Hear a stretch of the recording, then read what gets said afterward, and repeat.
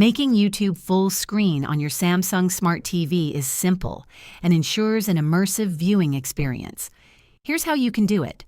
Start by opening the YouTube app on your Samsung Smart TV or casting YouTube from your phone or laptop.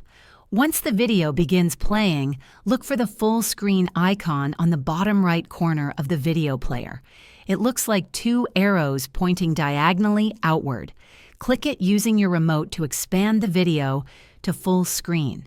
If the full screen option isn't visible, ensure you're in the correct viewing mode.